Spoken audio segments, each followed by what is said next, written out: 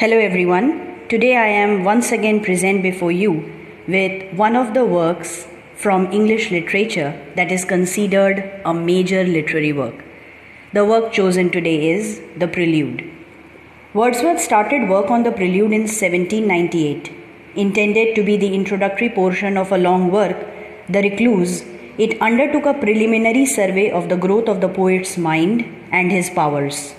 As such, it became itself a full-length study, and together with the excursion, represents what the whole project eventually came to.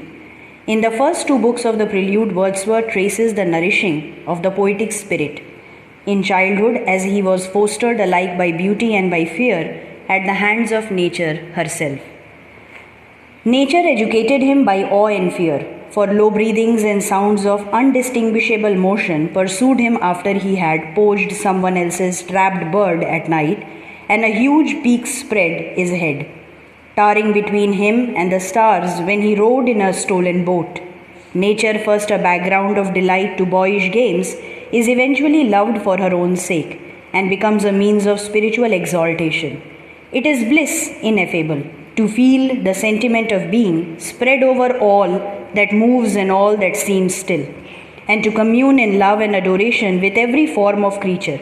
Philosophical reflection is sparked off by recorded instances of nature's touch upon him in boyhood, and they are some of the finest things in English poetry.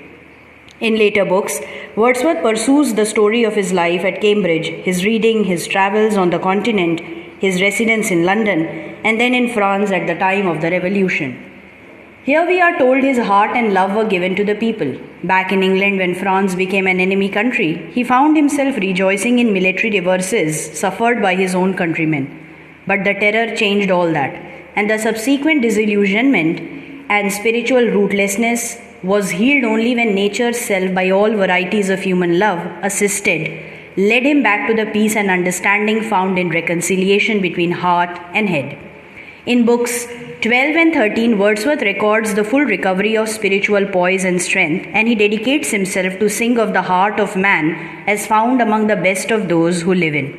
As the Prelude shows Wordsworth's changing attitudes towards nature and man, both relating and illustrating the changes and development in his mind, so the poem also shows the different characteristics of Wordsworth's diction and poetic power.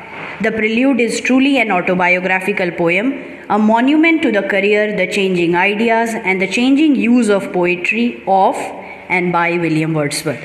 I hope this podcast proves to be of help in understanding the Prelude written by William Wordsworth. See you next week with another major literary work in English literature.